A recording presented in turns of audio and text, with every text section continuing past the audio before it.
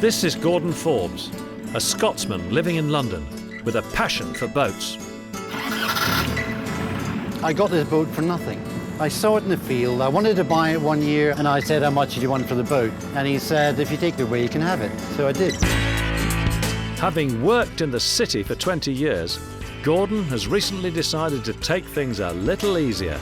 This typifies exactly what my feeling about the river is. Forget work, life is for loving.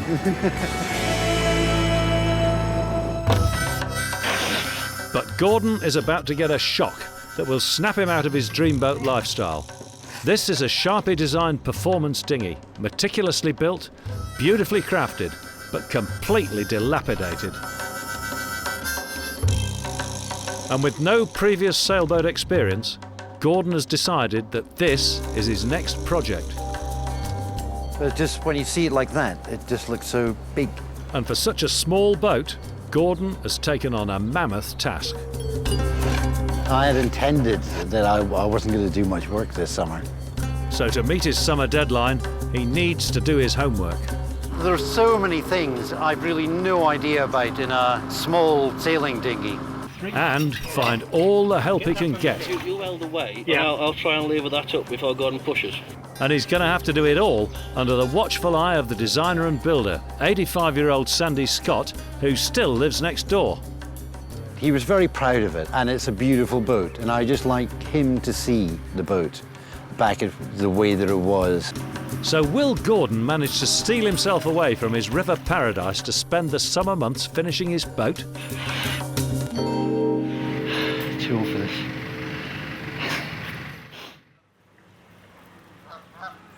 I decided to meet Gordon as he planned to lift his Sharpie from the famous banks of Eel Pie Island. Here we are on Eel Pie Island, this is it. Indeed. I've heard so much about this place, being a child of the 60s. So here we go. Oh. The Sharpie. That really is the business, isn't it? Well, look at that. What a lovely, lovely boat. Gordon bought the boat for £600 from Sandy Scott, a furniture maker who designed and built her based on the historical drawings of a Sharpie. They were developed from the log canoes that the early settlers used. They sort of developed them from the Indian canoes. Yeah. They were basically dugout canoes with a couple of planks stuck on the side. Yeah. And that made a cheap, convenient boat with a very simple shape. And they refined them a lot until they actually sailed remarkably well. And then they started running out of logs. They couldn't get the big pieces of wood anymore. Yeah. So they had to develop a hull that would take the place of that. And this is the result. For a 70-year-old, she's still in relatively good shape. However, there are a number of areas Gordon will need to be careful with. The technique when the boat was built clearly was that this rubbing strake here, there would probably be some mastic or putty in there, and that would have kept the water out. And it would have protected the end grain of the plywood from water ingress. And that, of course, after all these years, is no longer happening. I would try, if I could, to take this off all in one piece. But after that's done, just offer it up with some nice soft epoxy. Yeah. Nice clean seam along the top, and it'll last for another 50 years, won't it? Of slight concern was the iron horse that holds the Sharpie's pulley block for the mainsail. You need to have a pulley block at the aft end of the boat here, at the back of the boat, to tie the mainsail down to when you're sailing. And there's a lot of pull on that block. If you just have it in one place, it's point loading. If you have it on a horse like this, and this is the block that's doing it, it's putting the load into two places. So it's being kind to the boat, but also it enables the sail to be pulled down tight, either to there or there. It's a bit sorry for itself, isn't it? It's loose, it's got to come off anyway to be refastened. We'll have to have a look underneath, see how it's attached, take it away, and maybe have somebody galvanise it. Structurally, the hull is sound, and unbelievably, she hasn't suffered from the dreaded rot. I mean, if the rest of it's as good as that, Gordon, you've got a winner here. You're not going to have to waste a lot of time mending a rotten old boat. What a find! I can't believe it. At the moment, it looks as if Gordon has struck gold. He's found a fantastic boat in a picturesque setting. What more could a man want? I think what we've got here is a boat which is unique, in all probability. She's certainly, you can see at a glance, she's amazingly original. Yeah. Her fittings, most of them look as if they're original. She hasn't been messed around at all. She's the way God made her to be. And the man who built her's right here, and this is the right place to restore her. But there was one vital ingredient missing. Without the rigging, this boat was going nowhere. And the question was, where was it? These are the bits. Oh, right. You hand them out and I'll grab them. Something else is here. Oh, here's the boom. Well, that's a boom, not the mast. I thought it was the boom. No, I don't think that's anything to do with us. Let's see what we got around the other side. Okay. It soon became apparent that we'd stumbled across an absolute treasure chest of goodies. But the problem was, none of these pieces of wood displayed the correct dimensions for the Sharpie's mast. In my mind, they were all too small. Well. 1, 2, 3, 4. That's a good 14 feet. Well, there's another bamboo one in there, so... What's that in there? That's a mast. That one there? Yeah, that big piece of wood. This is exciting, isn't it? It's like archaeology, this. Hang on, we've got a cameraman in the way here. Come on, move up much. Here we go. Sure, this is it. Yes! At last, we'd located the mast, and it was obvious that this boat was no toy. You've got a good big rig here, mister. You see, you can tell it's the mast because you've got a sheave here. This little wheel is the sheave for the halyard for the gun to sail. It's a big rig, this. Boat is meant to sail. Yeah. It's when you look at it, for that size of boat, it just seems so... They do seem very large. When this sail goes up, you aren't going to believe how big it looks when you're looking at it from the bottom. But when you're looking at the little boat sailing along, it just sort of looks right and normal. To give Gordon a better idea of what he's got to deal with, I decided to raise the mast and give him the opportunity to look up and imagine the size of sail he'll be controlling. I'm going to walk away and I can get the proportions of it from here. So you see, the sail's going to be a lot taller than that mast by the time this gunter spar's gone up there. Yeah. The big question is whether or not the sails will fit the rig. I think what we should do now is get the sail out and offer it up to this fine rig, which we have laid out on the loft floor in front of us. on the sail loft floor, that's the one.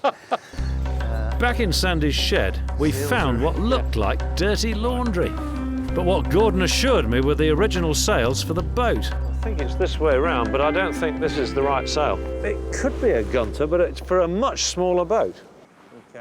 Finally, the rig was beginning to take shape, but there were still a few unanswered questions.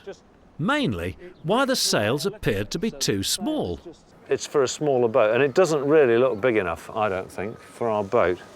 I was also worried that the sail had perhaps seen its last days, and I was beginning to wonder whether Gordon might have to buy a complete new set. Now, this is really as bad, this sail. Look, it's completely rotten. Gordon was beginning to feel as if the wind had been blown out of his sails as the plot thickened. There's nothing else apart from that odd-looking one. Trouble is, this is not an Austin Cambridge, is it, this vehicle? You're not going to be able to go to your local scrapyard and find a nice set of sails that'll just fit her. But on cue, Sandy Scott, the designer, arrived, and Gordon was keen for some answers. Can we ask you a question? We've laid the rig out on the ground. Yes. We can't see how these sails fit the rigging. 120 square feet of sail. 120? Yes. That's about what we calculated, wasn't it? Yeah. Yes.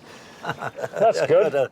No nearer to our goal of finding an answer to Gordon's sail problem, I decided to consult the manual. OK, what we've got here, Gordon, is my original 1884 copy of Dixon Kemp's Book of Small Boat Design. I brought it to show you that this is a Sharpie from the 1880s.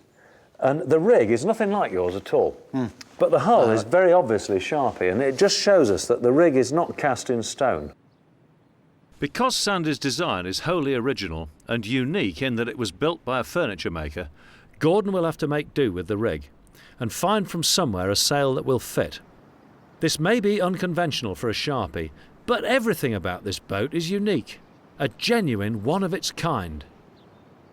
So if we had a sail that looks like this, is this shape, which I think's about right, and perhaps even was as small as this, for you to practice on to start with, I think that would work.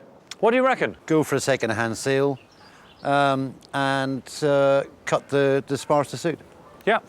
With the sails and the rigging conundrum finally unravelled, plus the discovery of the floorboards and the rudder in good working order, things were back on track. Going to do the job again. Yeah. Now, seriously, really, setting your own labour aside, what do you reckon it's really going to cost to put her up together? Depends how much I can get sails for. Certainly I wouldn't expect to be spending more than £1,000. No. Setting the sails on one side for a minute, £1,000, what's that going to go on? Probably 200 in varnish and bits and bobs. Right. OK. I'd be inclined to put a little bit more on that, because you might find you have to buy 1 or 2 fittings. Maybe for the spars and things like that, and they aren't just £5, you know, but you can buy them off the shelf. What about the time scale? I mean, do you really feel you can do this in order to have the boat on the water in time for a bit of yachting? Before the year closes in? Yeah, I reckon 2 months easily, I think we can do it. The number one thing is the boat's worth it. That's the really critical thing. So many pour their heart's blood into something, it's never worth it. I think the boat's great. Yeah.